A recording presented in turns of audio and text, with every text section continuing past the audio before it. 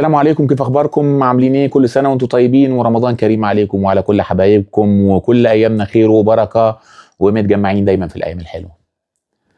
المره دي يعني بستمر معاكم، ديت الحلقه الخامسه من اجاباتنا على الاسئله اللي بتوصل لنا. وكان الفيديو اللي عدى وصلنا المره دي لفيديو تاني او لسؤال تاني، اللي هو السؤال بتاع قوم عاد. مش هم اللي بنوا الاهرامات؟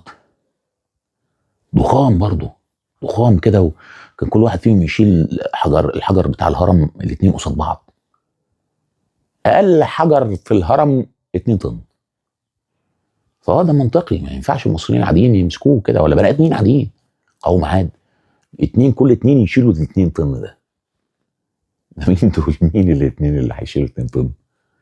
طيب بعض احجار الهرم بتوصل ل 70 طن. كانوا بيشيلوه قوم عاد 2 قصاد بعض برضه؟ طيب خلينا الاول نتكلم عن فرضيه مجيء قوم عاد لمصر اصلا، وجودهم في مصر. لما بنيجي لنا اي معلومه احنا بندور على المرجعيه بتاعتها، زي ما اتكلمنا مع بعض قبل كده. المرجعيه بتاعت اي معلومه تتعلق بالتاريخ هتكون مرجعيه اركيولوجيه، اثريه، علميه، يعني لقيناها مكتوبه على اثر من الاثار، او تكون معلومه ذات مرجعيه دينيه. يعني ايه ذات مرجعيه دينيه؟ يعني مذكوره في القران الكريم او في التوراه، مع تحفظنا على التوراه.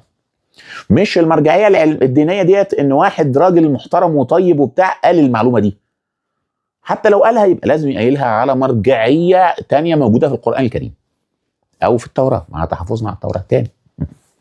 فنيجي لقوم عاد. هل في اي اثر بيتكلم بكلام مكتوب عن قوم عاد؟ لا، مش موجود خالص. في الحضاره المصريه القديمه كلها مش موجود الكلام ده. مفيش كلام عن اي ناس ضخام الجثه او مش طبيعيين في الحجم او على الاطلاق. طيب في مرجعيه علميه تانية في المنطقه دي اللي هي الانثروبولوجي. الانثروبولوجي ده علم الانسان، بيجي بيعمل ايه؟ بيكتب بيدرس بواقي الانسان على مدار التاريخ.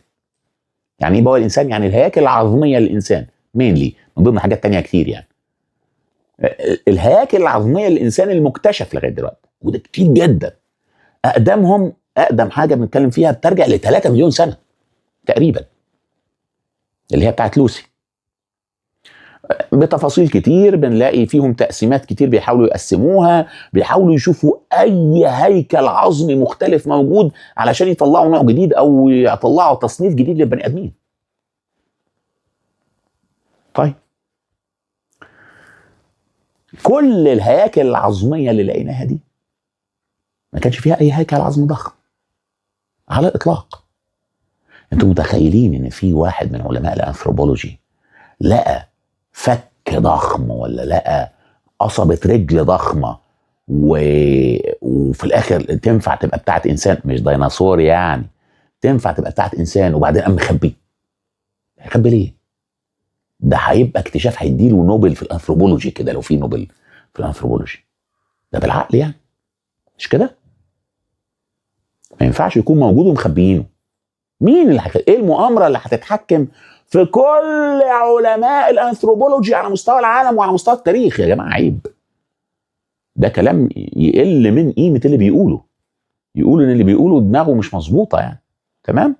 مش هنقول الكلمه دي تاني، نتخطى النقطه. الانثروبولوجي مش موجود علميا، مش موجود. لا موجود على مستوى الاثر، مش مكتوب اي حاجه عنهم، ولا موجود على مستوى الانثروبولوجي، لا اركيولوجي ولا انثروبولوجي. امال ايه بقى المصدر بتاعك يا قوم عاد؟ القران الكريم. ما عندناش مصدر تاني. القران الكريم بيتكلم عن قوم عاد كتير جدا. انا يعني ايه سمحت لنفسي ان انا اطلع لكم المره دي بورقه، لان انا مش عايز اقول اي حاجه عن القران الكريم وهي مش مراجعها ومتوثق فيها. فذكر قوم عاد تم في 18 سوره من سور القران الكريم، سواء بضرب مثل عابر من نوعيه يعني ايه اللي هو شوفوا اللي قوم عاد شوفوا الناس اللي قبلكم اللي كانوا ظالمين زي قوم عاد وقوم ثمود وكده، وامثله من النوعيه ديت، او ببعض من التفصيل. لكن في جميع الاحوال الذكر القراني لقوم عاد هو ذكر اعتبار فقط، مفيش اي حاله تاريخيه واضحه. بمعنى اخر احنا مش عارفين بالظبط قوم عاد دول فين ولا كانوا مين. المفسرين احنا بنلاقي كلمه قوم عاد وبنلاقي إرم ذات العماد، ومش عارفين بالظبط مين دول. فاحنا بنرجع لمين؟ للمفسرين عشان نفهم بالظبط. نلاقي في تخبط غير طبيعي على مستوى التفسير، لدرجه ان إرم نفسها بعض الناس يقول لك دي مدينه، وبعض الناس يقول لك لا دول قوم، ده بني ادم وده نسله. فبقى الموضوع يعني في له خفينه، قبيله يعني بقت قبيله إرم ذات العماد، مش إرم كمكان. بتلاقي ان الناس بتقول لك، بعض الناس تقول لك اليمن، وبعض الناس بتقول لك مكانهم يعني كان في اليمن، وبعض الناس بتقول لك في السعوديه، وبعض الناس بتقول لك في الاردن، وبعض الناس بتقول لك في دمشق، وبعض الناس بتقول لك في الاسكندريه. الربط الوحيد في مجموعه كبيره جدا من المفسرين، وانا انصحكم ان انتم تقراوا تفسير القرطبي، اسف الطبري، لان الطبري جامع، والله القرطبي برضه، بس هو جامع كتير من اللي قبله. فانتوا هتلاقوا في حاله جامعه، بدل ما تدوروا في كل التفسيرات هتلاقوا في حاجات كتيره هو قايلها، قايل فلان قال وفلان قال وفلان قال، والرد على ده والرد على ده والرد على ده. فالحاجه الوحيده، التفسير الوحيد في وسط مجموعه كبيره جدا من التفسيرات اللي ربط الى حد ما قوم عاد بمصر، خلاهم جم مصر، هو ان قوم عاد يكونوا كانوا في اسكندريه. ليه؟ اعتمادا على ان ساعه ما المفسر كان بيحاول يفسر، كانوا اكتر مدينتين هو شايفهم في اللي حواليه فيهم اعمده هم دمشق والاسكندريه، لان دول كانوا تبع ساعتها الامبراطوريه الرومانيه، وكانت الاعمده عندهم كتير. فقال لك طالما قال إرم ذات العماد، يبقى العماد ذات الاعمده، يبقى دول موجودين في اسكندريه او في دمشق. يعني الحاجه الوحيده اللي ربطت على مستوى التفسير قوم عاد بمصر كانت الاسكندريه، وهي مشكوك في امرها بشكل كبير جدا. بس خلينا نبص عشان يعني احنا عارفين تفاصيل اسكندريه، وعارفين مين اللي بناها، وعارفين كل التفاصيل عنها.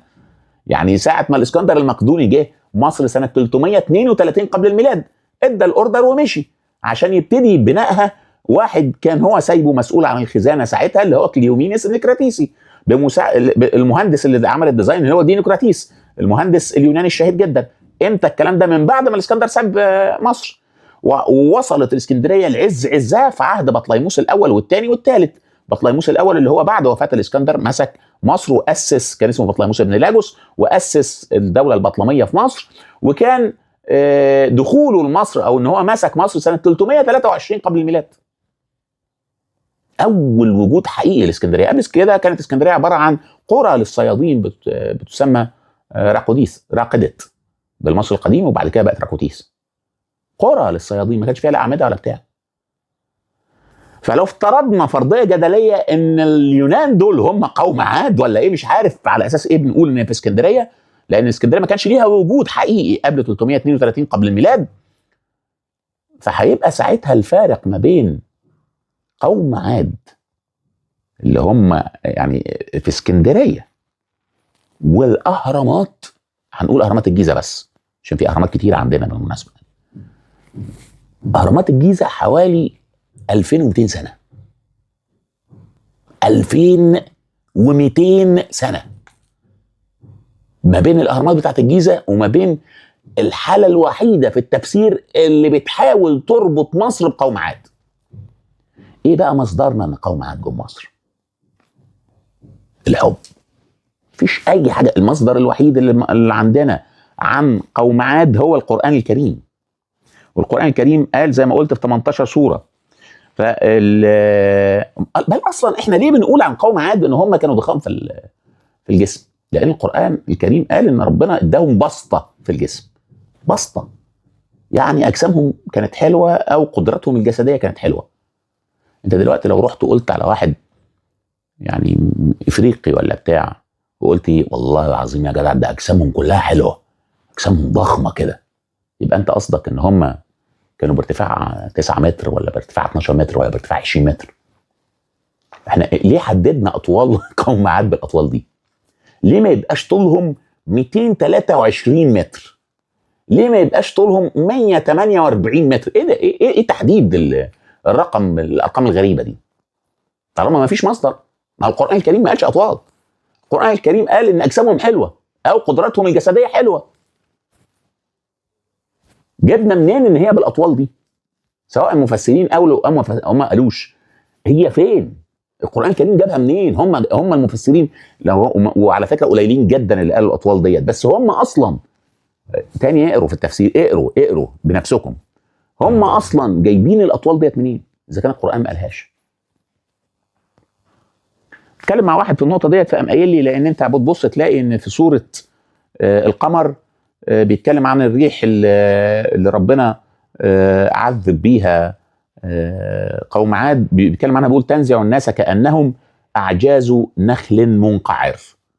دي واحده. الثانيه برضو فيها اللي هي بتاعت اعجاز نخل خاويه، دي في سوره الحاقه، فترى القوم فيها صرعى كانهم اعجاز نخل خاويه. فقال لك ايه، طالما هم القران الكريم شبههم بان هم اعجاز نخل، يبقى هم كانوا بطول النخل. يعني القرآن الكريم بيشبه الناس وهم مرميين على الأرض مدكوكي الرؤوس بعد ما الريح فتكت بيهم، بأن هم عاملين زي جذوع النخل المتكسرة اللي ما فيهاش حياة.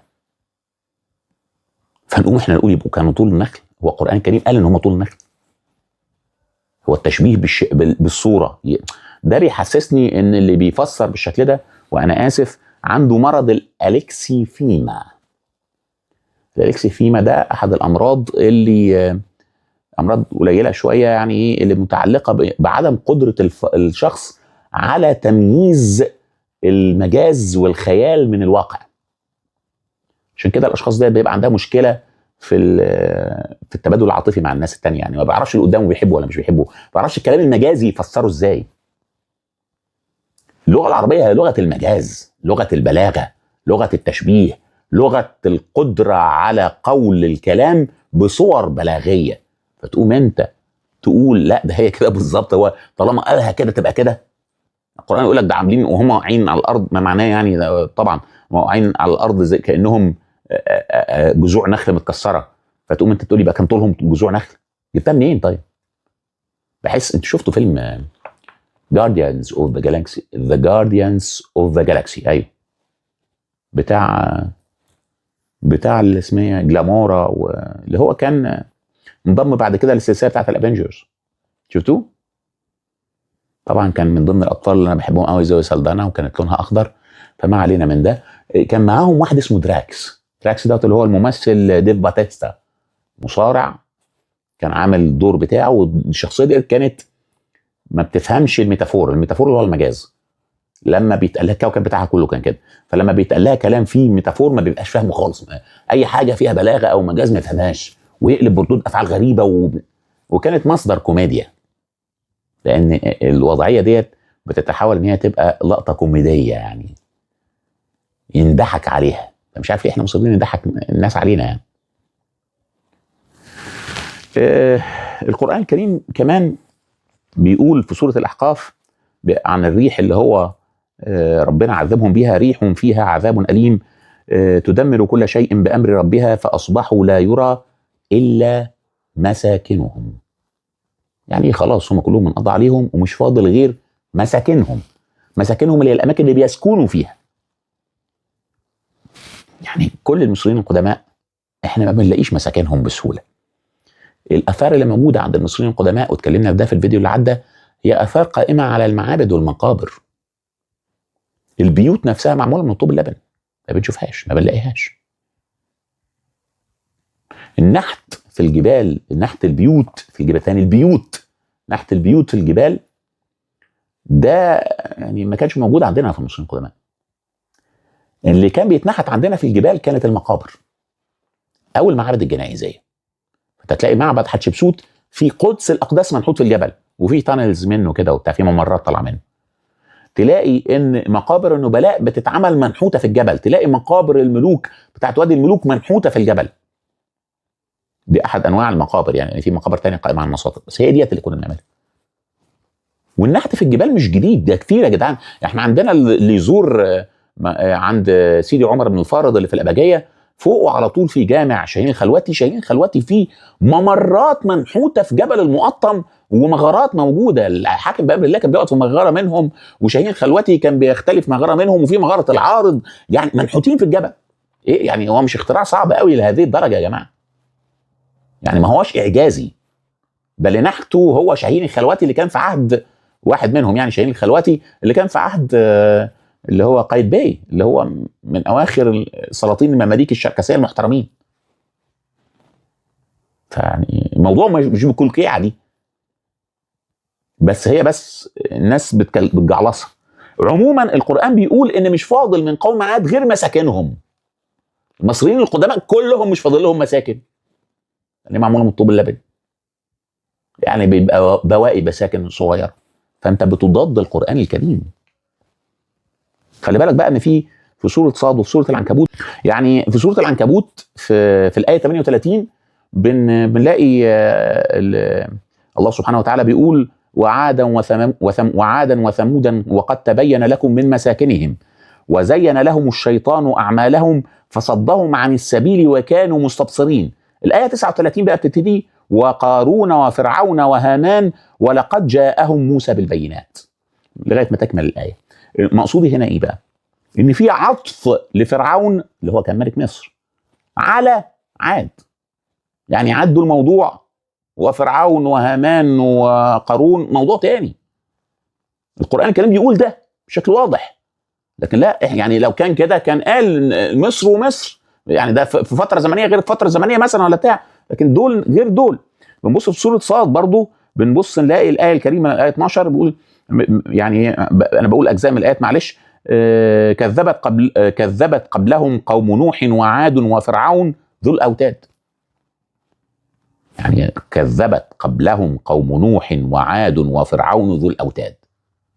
قال لك ما هو عاطف اهوت قوم نوح على عاد على فرعون ذي الأوتاد، يعني هنا على فرعون ذي الأوتاد، فبالتالي هو واحد تاني. يعني احنا بقى فرعون اللي هو ملك مصر ملوش دعوة بعاد على الإطلاق، ملوش دعوة بقوم نوح على الإطلاق. دي كلها أمثلة بتضرب. فيعني أنا مش عارف الناس بتصر ليه على فرضيات طالعة بدون أي مرجعية. دي المرجعية الدينية بتاعت الموضوع. يعني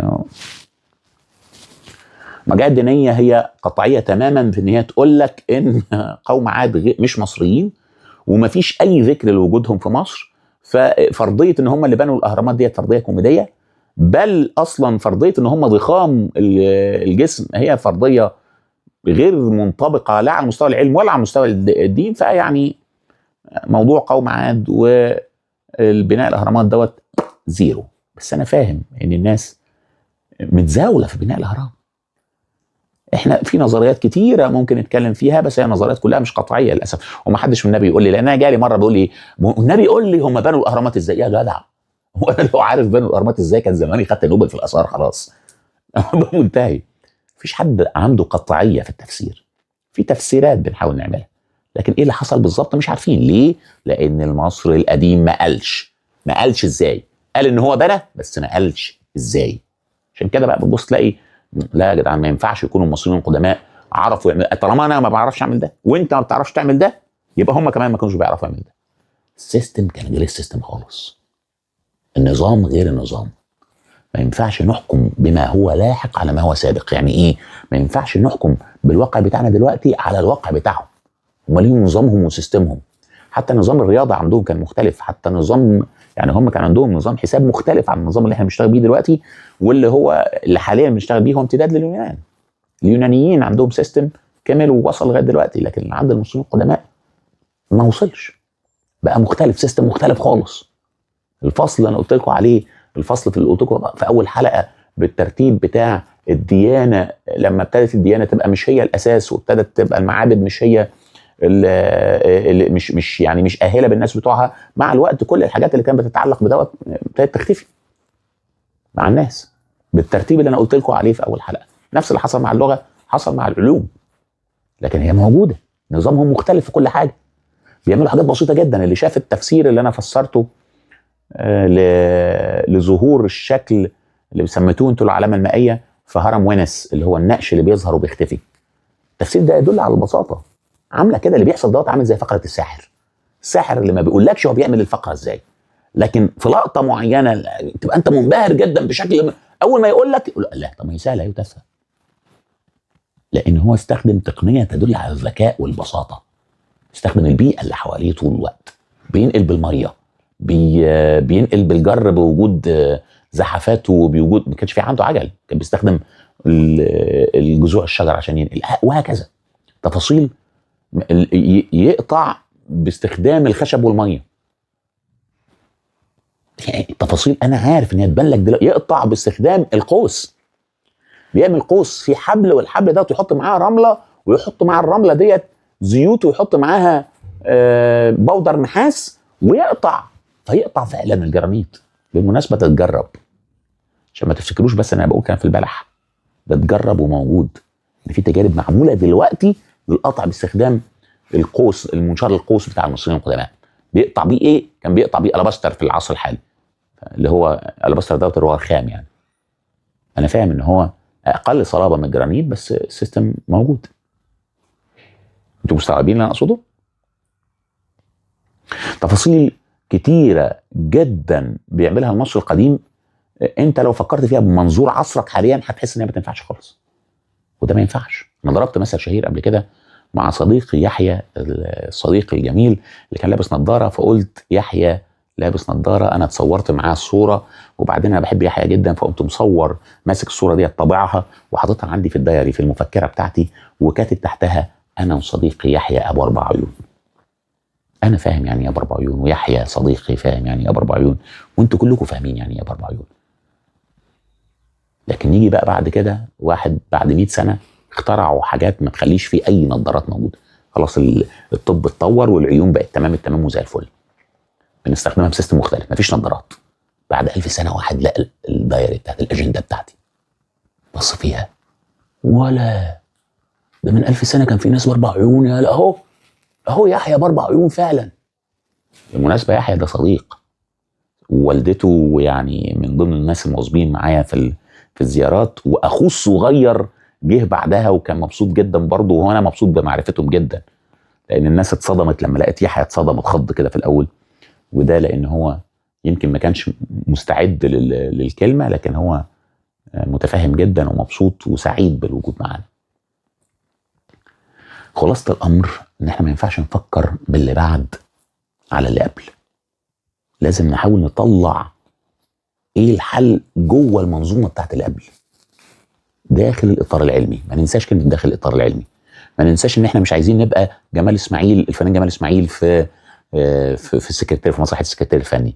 ما ننساش ان احنا مش عايزين نوصل للشلاحات ونتكلم على ان الميه ما ينفعش تطفي النار، ما ننساش ده ابدا. عشان كده لما الناس بتتكلم بقى وتقول لك ايه، لا خلاص ما ينفعش القدماء دول يكونوا عملوا الكلام دوت، يبقى اللي عملها هم الكائنات الفضائيه. في اصرار على ان الكائنات الفضائيه نزلت الارض عشان تعمل في مصر شويه اهرامات. شيء غريب جدا يا جماعه. يعني ايه اللي هينزل الكائنات الفضائيه؟ اشمعنى الاهرامات؟ طيب الكائنات الفضائيه ما بتعملش ليه اي حاجه غير الاهرامات؟ يعني الكائنات الفضائيه نزلت مصر عملت 3 اهرامات وطلعت، ولا هم عملوا ال 120 هرم؟ احنا في مصر فيها حوالي 120 هرم. احنا قعدنا نعمل اهرامات من زوسر، اقدم هرم نعرفه، يعني ممكن قبلها يكون كان في اهرامات من الطوب اللبن ما وصلتلناش، من ايام زوسر بنعمل الاهرامات الحجريه لغايه الهرم اللي وصل لنا بتاع احمس الاول، احمس طارد اللكسوس. انا عارف ان في ناس بتقول ان هو الثاني دلوقتي مش الاول، بس خلينا نقول المشهور عند الناس. يعني 800 سنه بنعمل اهرامات. كانت الفضائيه كانت اعلى معانا بتعمل اهرامات، قاعدين. كان ايه نظامهم بقى؟ كانوا موجودين في الحكم؟ كانوا الاسر الحاكمه؟ ولا كانوا يعني من نبلاء؟ وهل كان المصريين تزاوجوا مع الملوك ولا ايه الموضوع بالظبط؟ يعني قاعدين كل ده اشمعنى في مصر؟ طيب اللي قاعدين الفتره ديت بيعملوا اهرامات، اشمعنى لما يعملوا اهرامات يعملوا في اهرامات في دول تانية انا عارف، بس اشمعنى اهرامات مصر تتعمل بيرفكت قوي كده وتوظف الدول التانية؟ اشمعنى مصر؟ والله ده معناه ان يعني ايه، مصر ليها قيمه كبيره جدا عند الكائنات الفضائيه. او يجوز نقول الفضائيين القدماء فعلا، مش الفضائيين وخلاص. يجوز نكون احنا احفاد الفضائيين القدماء دول، مش احفاد المصريين القدماء. الحاجه اللي ما فيش عليها اي مرجعيه، لا مرجعيه علميه، والتاني مرجعيه علميه هي الكتابه، ولا مرجعيه دينيه، يبقى احنا بنقولها على اساس ايه؟ الحب. انا بس لاني مش مصدق ان الناس كانت تعمل طبعا اوروبا تزعل قوي، او الرجل الابيض بإرث الرجل الابيض يزعل قوي ان مش هو صاحب المنجز العظيم ده. خليني اضرب لكم مثل بضربه برضو كتير بس هقوله برضو. وانا بكتب كتاب مهد كمت كنت بدور شويه في المناطق بتاعت الكهوف، فلقيت في ايطاليا في كهف اسمه كهف فالكا مونيكا. كهف فالكا مونيكا ده كان في رجل الكهف الايطالي بيرسم زهره الكامونيكا بشكل مختلف شويه، ومتحيرين في تفسيرها، وحقهم، ده مهم، ده ارث انساني مهم. الكهف ده بيؤرخ بمن 2000 ل 2500 قبل الميلاد. كنا احنا بنينا اهرامات الجيزه. احنا مش كنا عملنا دوله، مش كنا عملنا ثقافه، مش كنا ابتدينا حضاره، كنا بنينا اهرامات الجيزه. ازاي هيبقى الراجل في ايطاليا عايش في الكهف والمصريين القدماء عملوا ده كله؟ هو بعد كده في وقت الامبراطوريه الرومانيه مصر تحولت الى ولايه تبع الامبراطوريه الرومانيه ساعه ما اوكتافيان او اغسطس استطاع الانتصار على كليوباترا السبعه ومارك انتوني في موقعة اكتيوما سنه 30 قفمين. لكن ده بعد اللي احنا بنتكلم عنه ده بما يقرب من 2200 و 300 سنه ولا 400 سنه كمان، لا 2500 وكسور، رقم كبير جدا. كليوباترا ديت بيفصلها عننا حوالي 2000 سنه، وبيفصلها عن الاهرامات بتاعت الجيزه حوالي 2550 سنه. يعني هي اقرب لينا من اهرامات الجيزه. كليوباترا اللي احنا بنعتبرها كليوباترا السبعه، اللي بنعتبرها ملكه قديمه من ملوكنا القدامى. دي حال الدول، دي حال الشعوب، ده حال التاريخ. دول بتقوم ودول بتنام، دول بتعلى ودول لكن هتلف وتلف وهترجع لاصحاب الحضاره. مش انا اللي بقول، برضه التاريخ اللي بيقول. ساعه ما الدول العربيه او العرب طلعوا بالاسلام واستطاع الاسلام ان هو الاسلام اداهم كل هذا المجد وكل هذه العظمه وشرفوا بيه وشرفنا احنا كمان بيه، وكان السيطره على سيطره العرب المفاجاه بسبب الاسلام طبعا، بسبب هذه الصحوه الحضاريه الانسانيه العظيمه اللي حصلت ليهم على مساحه واسعه كبيره جدا من الارض المحيطه بيهم، اللي من ضمنها كانت مصر والعراق والشام. في الاول كان مقر الحكم هو المدينه المنوره، وبعدها انتقل مقر الحكم اولا في عهد سيدنا علي للكوفه، وبعدين رجع تاني للمدينه عشان يروح لدمشق بعد كده اللي هي ارض حضاره في الشام، وبعدين يروح ده في الدوله الامويه، وبعدين في الدوله العباسيه يروح لبغداد في العراق اللي هي واحده من اهم الحضارات في تاريخ البشريه، وبعدين في عصر المماليك يصبح مقر الحكم، مقر السلطنه الاسلاميه، مقر السيطره الاسلاميه في مصر. واحده من اقدم حضارات البشريه ان لم تكن اقدمها. هتلف تلف وهتروح على الحضارات. الله، طب هل احنا كده خلصنا من كلام عن الهرم الاكبر؟ لا، ده احنا عندنا قياس كتير قوي على بناء الهرم الاكبر. اسئله كتير بتجيلنا في دوت، وهنرد في